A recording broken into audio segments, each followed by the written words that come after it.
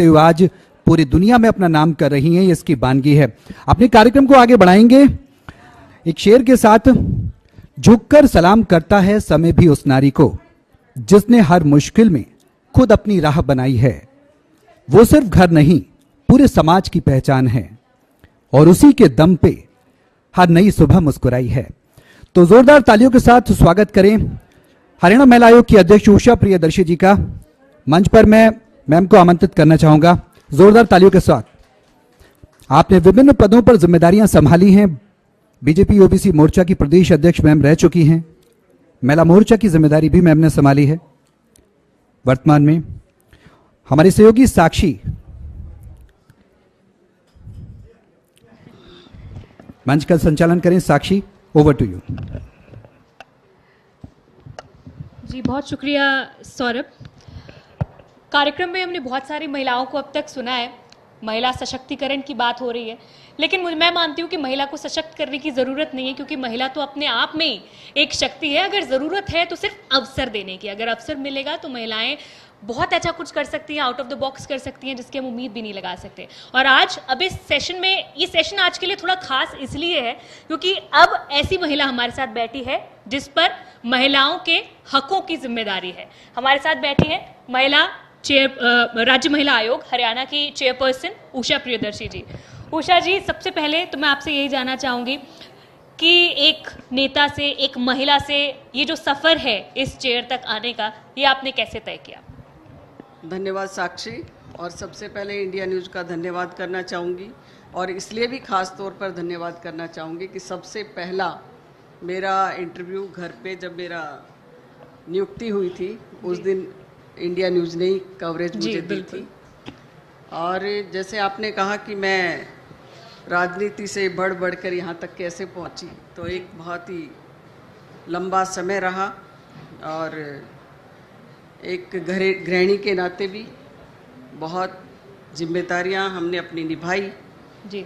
और क्योंकि हम सभी गृहिणियां हैं, तो गृहिणी रहते हुए भी, क्योंकि गृहिणी बनना भी कोई आसान काम नहीं है, सबसे मुश्किल, वो एक इतनी बड़ी जिम्मेदारी है। और मैं ये कहती हूँ, अगर एक गृहिणी की जिम्मेदारी आपने बखूबी निभा ली जी, तो उसके बाद मुझे लगता है किसी भी सामाजिक क्षेत्र में या उससे आगे किसी भी राजनीतिक क्षेत्र में, या आज मैं कहूँ कि आज आयोग की जिम्मेदारी हरियाणा सरकार ने मुझे दी है जी, उसकी जिम्मेदारी, ये सभी कहीं ना कहीं एक दूसरे के तालमेल से रिलेटेड हैं जी। और जब इतना तालमेल और बैलेंस के साथ हम इस सभी अलग अलग जिम्मेदारियों को निभाते हैं तो कोई इतना बड़ा मुश्किल काम नहीं है।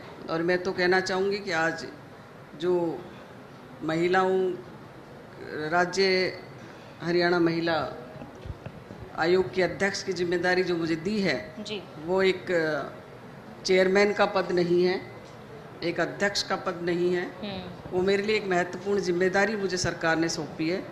और मैं इसे एक न्याय का मंदिर मानते हुए कि इस न्यायालय के अंदर हम सभी हमारी बहनों को, माताओं को, बच्चियों को सही दिशा, उनकी सुरक्षा, उनका सम्मान, उनको साहसी कैसे बनाया जाए, ये सब इस आयोग के अंदर आने वाले काम हैं। और निश्चित रूप पर जी, अब ईश्वर ने, भगवान ने, सरकार ने, माता पिता ने, सास ससुर ने, या मेरी गुरु बैठी हैं डॉक्टर सुधा यादव जी, इनके संरक्षण में जो कुछ भी सीखा है जी, तो उसका मैं सही अनुपालन कर पाऊँ, इसके लिए मैं संकल्पबद्ध तरीके से जी, आपको ये बताना चाहूँगी कि सभी के लिए न्याय होगा, यहाँ पर किसी के लिए कोई भेदभाव की जगह नहीं है। बिल्कुल उषा जी, आपने अपनी जर्नी को बहुत शॉर्ट में बताया, लेकिन मैं आपसे ये जानना चाहती हूँ, क्या इस पूरे दौरान में अब तक क्या आपको कहीं ऐसा लगा कि किसी ऐसे मोड़ पर ज़िंदगी के आपको खुद को पुरुषों से ज़्यादा प्रूव करने की ज़रूरत पड़ी?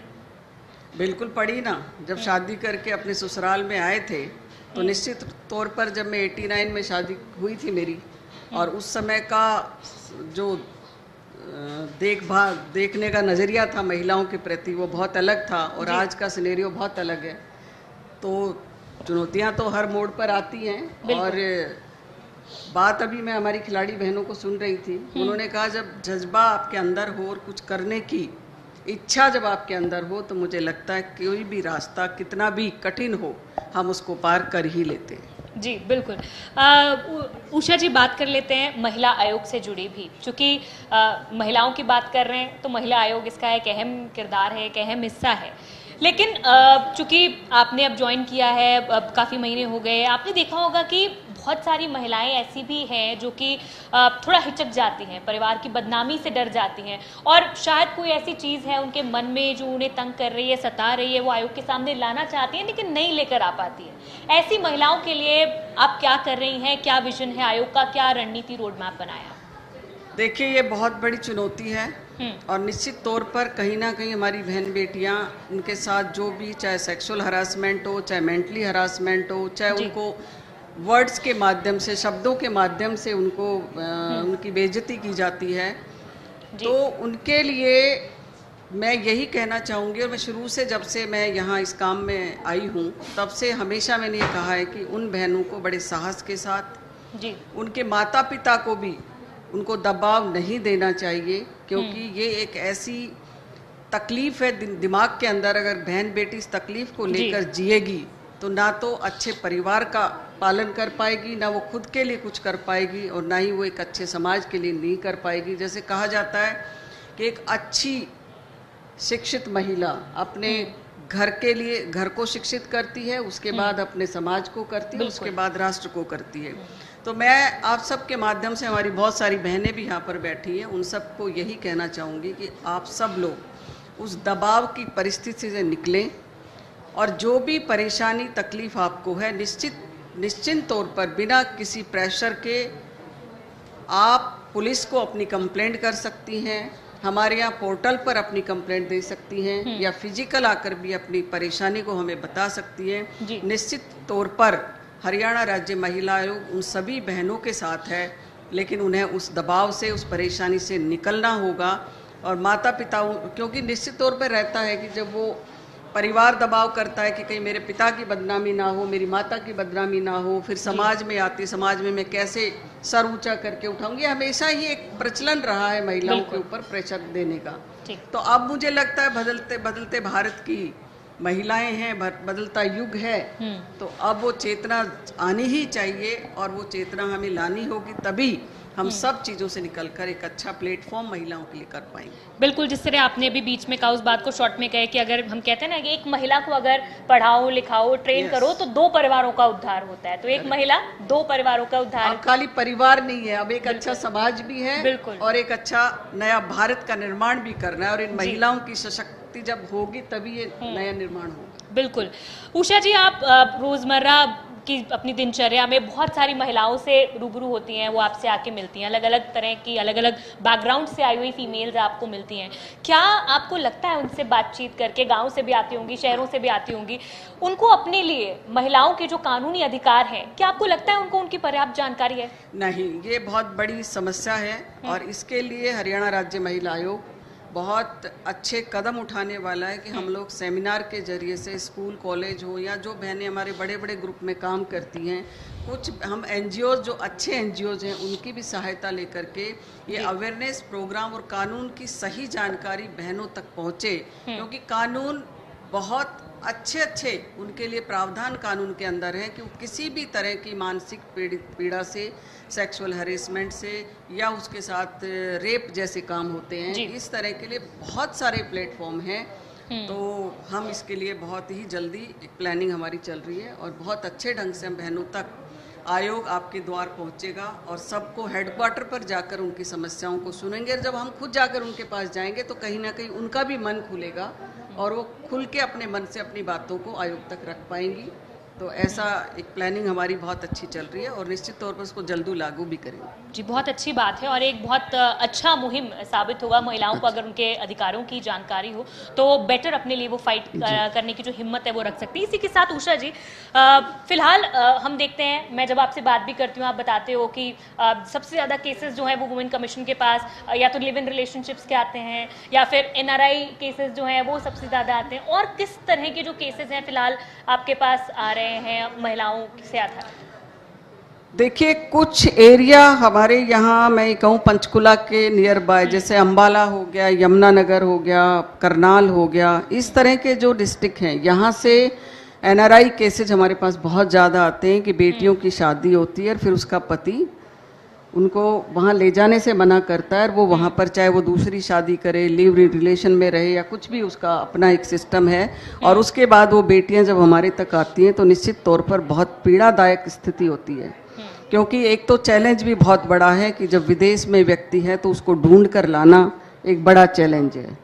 दूसरा, हमारे पास यही एक जरिए है कि उनके माता पिता परिवार जब लड़के का यहाँ रहता है तो हम उनको बुलाते हैं, उनसे बातचीत करते हैं और कोशिश करते हैं कि कम से कम, अब वो लेके तो नहीं जाएगा, ये तो स्वाभाविक सी बात है, जब उसने इस तरह की हरकत कर दी है तो वो बेटी वहाँ पहुँच तो नहीं सकती, लेकिन हम उसको क्या उसके लिए बेस्ट फ्यूचर के लिए कर सकता है राज्य महिला आयोग, तो हम कानून के दायरे में रहते हुए उनको उसकी डॉरी से रिलेटेड है कुछ भी जिस तरह की समस्याएं वो बताती है तो उसको उसका वो समाज के अंदर इस घटना के बाद भी एक साहस के साथ अपना जीवन यापन कर सके, इसके लिए राज्य महिला आयोग काम करता है। बिल्कुल।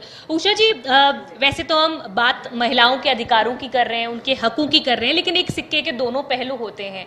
आपके पास बहुत सारे केसेस ऐसे भी आते होंगे जहां महिलाएं हर बार विक्टिम नहीं होती हैं, शायद आरोपी की भूमिका में भी होती हैं। ऐसे केसेस को डील करना कितना मुश्किल हो जाता है?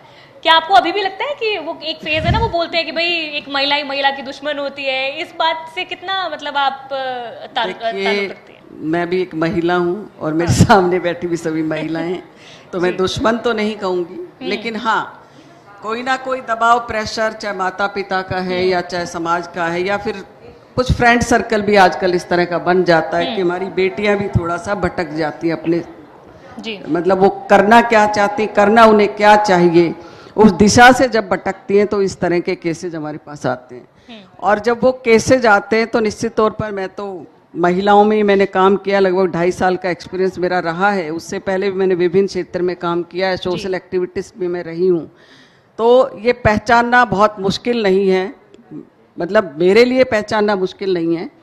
और जब एक कंप्लेंट जो सही कंप्लेंट से, उस दायरे से हटकर जब चीजें कुछ आती हैं, हालांकि होता है बहुत सारी बहन बेटियों के साथ इस तरह का होता है, लेकिन बहुत ज़्यादा कुछ नहीं होता। जब वो बात करते हैं, ससुर को घसीटती है, देवर जेठ को घसीटती हैं, तो मैं वहाँ उनको स्टॉप कर देती हूँ कि देखिए आपकी समस्या आपके पति से रिलेटेड है, तो आप पति तक ही रहिए, इससे आगे बढ़ेंगी तो फिर शायद आपके लिए भी नुकसान होगा।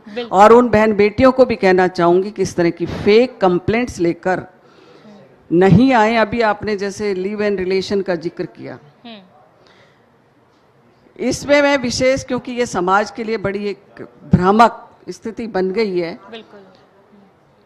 अब माननीय न्यायालय ने किस ओर से देखा, लेकिन मैं अपनी भावनाएं हैं आपको आपके माध्यम से समाज तक कहना चाहूँगी कि इस तरह की बातों से हमें बचने की ज़रूरत है, क्योंकि ये जो लिव रिलेशन का जो सिस्टम है ना, ये समाज के लिए एक बहुत दुखद, मैं इसको मानती हूँ, क्योंकि जब तक हमारा सिस्टम ठीक चलता है तो हम सब चीज़ें ठीक मानते हैं।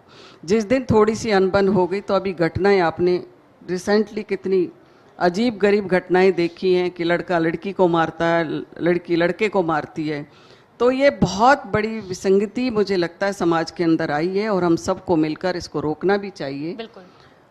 तो इस तरह की चीज़ें जब आती हैं समाज में तो ये दुखद है, और इनको कैसे सुलटा जाए ये भी एक बड़ा मुश्किल कारण है। तो हम सब समाज के लोगों की जिम्मेदारी है कि जागृति लेकर आएं कि हम बिना समझ के, जब बहन बेटियां या बच्चे, हमारे जो यूथ है वो भटक जाता है इस तरह के रिलेशनशिप में जब आता है, तो ये समाज को एक बहुत ही अजीबो गरीब स्थिति में डालने का काम होता है। तो इसे हमें बचना चाहिए, और जब हम जागृति से इस बात पर बात करेंगे आपस में, तो निश्चित तौर पर नीचे तक की बातें भी जाएंगी।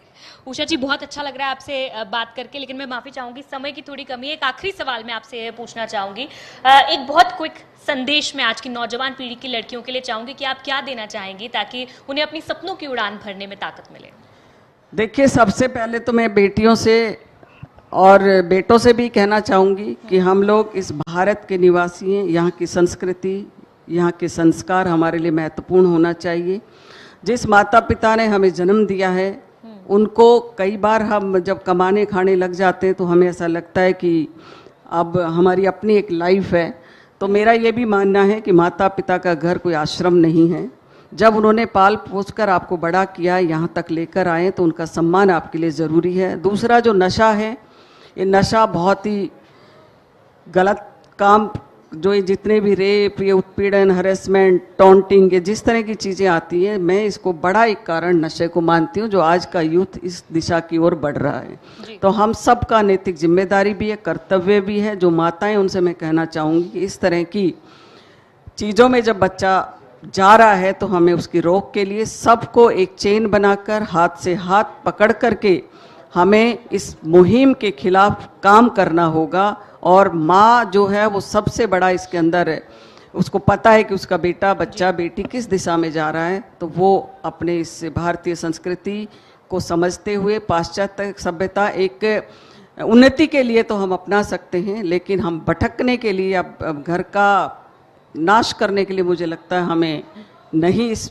तरफ जाना चाहिए। तो मैं यूथ को, सभी को यही कहना चाहूँगी कि इस तरह की बातों से हमें बचने की ज़रूरत है, और इस मुहिम में हम सब लोग एक दूसरे का हाथ पकड़ करके इसको विरोध करें और बच्चों को समझाएं कि इन चीज़ों से वो बचें। बहुत शुक्रिया उषा जी, बहुत अच्छा लगा आपके इन बातों को सुनकर। और मैं उम्मीद करती हूँ कि जैसे चाहे ग्रीवेंस रिड्रेसल हो या फिर महिलाओं को अपने कानूनी अधिकारों की जानकारी देने हो, बहुत अच्छी मुहिम और प्लानिंग्स लेकर महिला आयोग सामने आ रहा है। आप बहुत जल्दी उन्हें प्लेटफॉर्म पर लेकर आएं और ज़्यादा से ज़्यादा महिलाओं का सहयोग कर सकें। बहुत बहुत शुक्रिया और बहुत शुभकामनाएं। Thank you so much for joining us. Thank you so much ma'am, thank you so much. और चलिए इस पूरे कार्यक्रम को आगे बढ़ाते हुए और मंच पर अब मैं बुलाना चाहूँगी, हमारे साथ होने वाली हैं सुगंधा सुधा जी और सुमन दहिया जी। सुगंधा चौधरी सुधा जी भारत की एक जानी मानी सफल महिला उद्यमी हैं, परोपकारी और कैंसर सर्वाइकल है। इनके अलावा वो राजनीतिक रूप से भी पहचानी जाती हैं। उन्हें प्रमुख लाइफस्टाइल मैगजीन फेमिना की फैब लिस्ट में भी शामिल किया जा चुका है। तो एक बार जोरदार तालियों से स्वागत। मैं चाहती हूँ तालियों की जोरदार तालियां हो। और इसके अलावा हमारे साथ होने वाली हैं सुमन दहिया जी। तो साक्षी, अपने सहयोगी को मैं बुलाना चाहूंगा कि वो मंच पर संचालन करें और इस कार्यक्रम को आगे बढ़ाएं। साक्षी, ओवर टू यू।